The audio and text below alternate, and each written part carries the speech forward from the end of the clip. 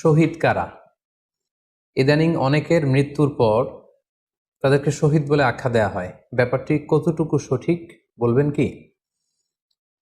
প্রিয় ভাই, রাসেলের উত্তরে আমরা বলতে চাই যে এ পৃথিবীতে আল্লাহর দ্বীনকে বাস্তবায়ন করতে যে অথবা বিজয়ী করতে যে কাফেরদের বিরুদ্ধে সশস্ত্র সংগ্রামে যে মুমিন ব্যক্তি নিহত হয় তাকে শহীদ বলে। আই রিপিট, আমি আবারও বলছি, আল্লাহর জমিনে আল্লাহর দ্বীনকে বিজয়ী করতে যে কাফেরদের বিরুদ্ধে সশস্ত্র সংগ্রামে যে মুমিন ব্যক্তি নিহত হয় তাকে শহীদ বলা হয়।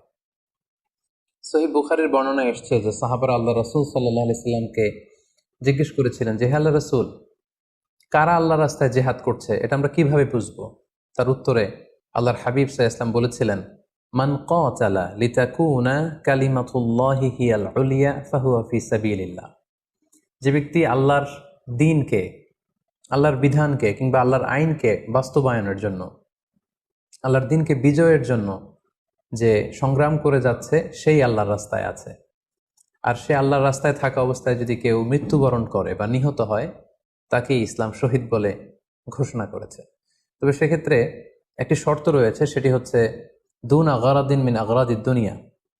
দুনিয়ার কোনো কারণে, দুনিয়ার কোনো লোভে পড়ে, দুনিয়ার কোনো স্বার্থের জন্য যদি কেউ আল্লাহ রাস্তায় জেহাদ করে মৃত্যুবরণও করে, সে শহীদের কোনো মর্যাদা বাদাম আল্লাহ তাআলার কাছে নেই।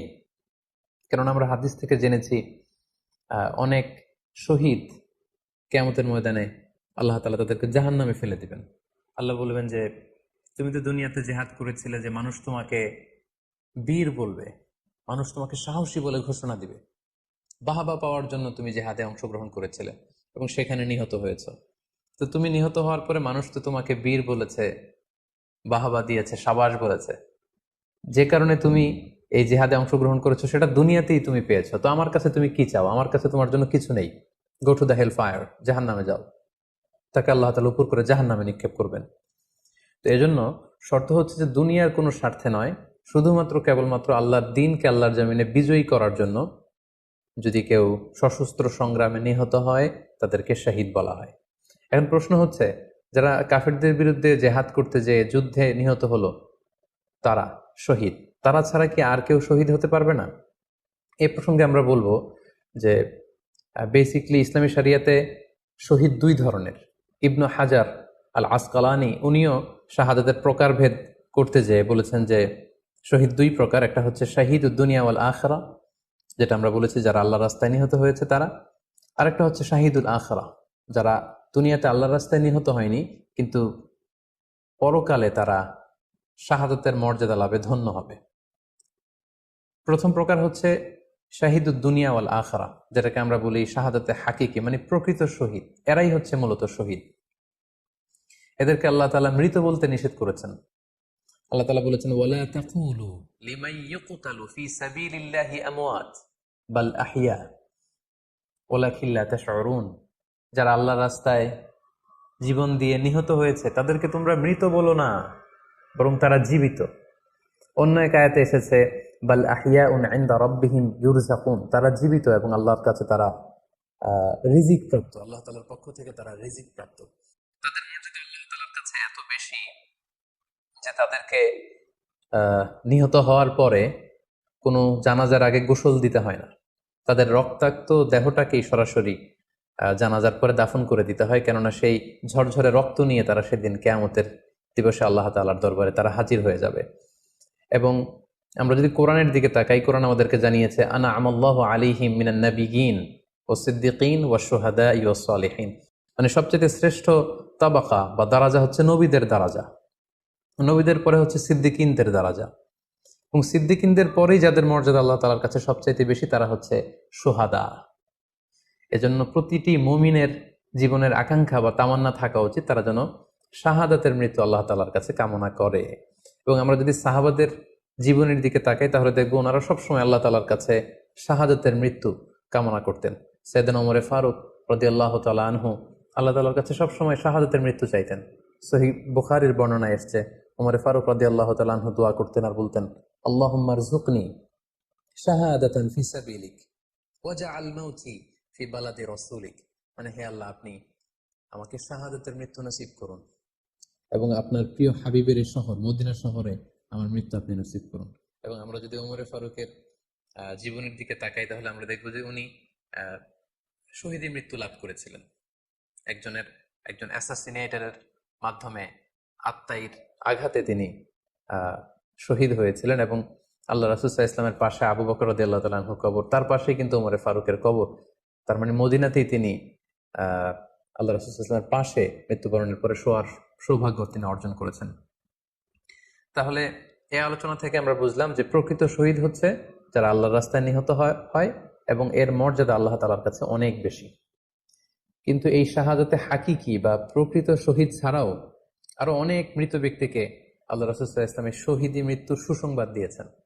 তারা জেহাদে অংশগ্রহণ করেনি, তারা কাফিরদের আঘাতে নিহত হয়নি, তারা প্রকৃত শহীদ নয়, কিন্তু কিয়ামতের দিন তারা শাহাদাতের মর্যাদা লাভ করবে। তারা কারা?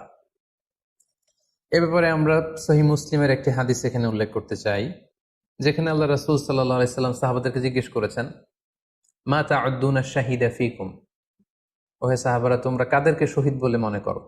সাহাবারা বললেন, যারা আল্লাহর রাস্তায় নিহত হয় তারা শহীদ।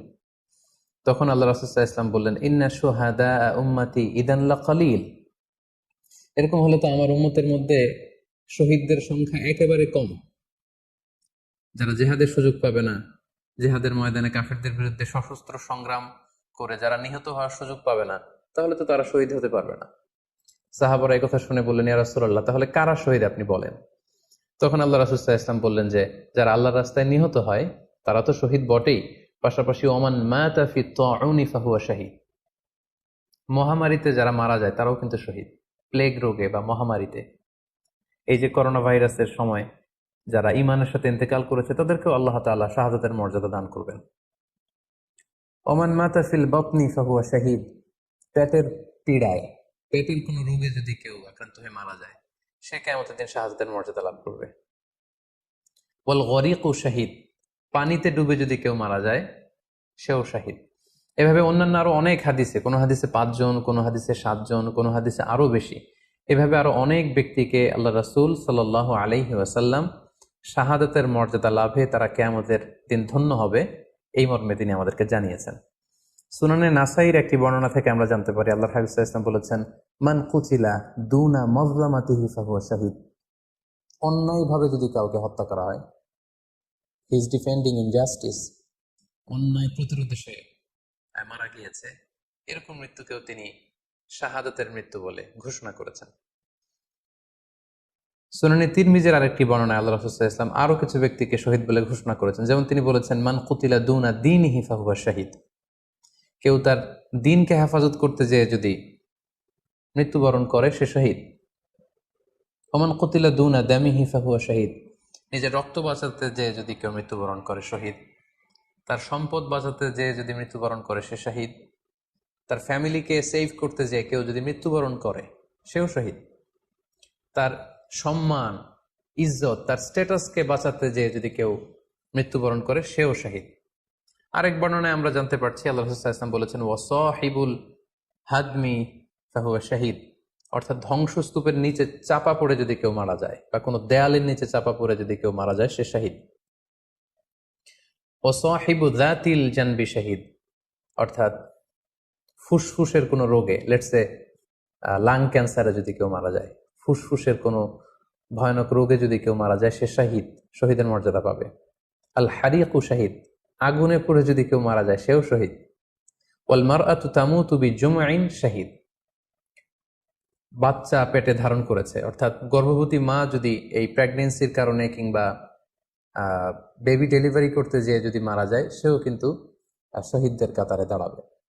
এভাবে আমরা বিভিন্ন হাদিসের আলোকে এবং আল্লাহ রাসূল সাল্লাল্লাহু আলাইহি ওয়াসাল্লামের সুসংবাদ বাণীর আলোকে আমরা বুঝতে পারি যে আল্লাহর রাস্তায় যারা জিহাদ করে আল্লাহর দ্বীনকে বিজয়ী করতে যে মৃত্যুবরণ করেছে তারা হচ্ছে প্রকৃত শহীদ। তাদের মর্যাদা আল্লাহ তাআলার দরবারে অনেক অনেক বেশি।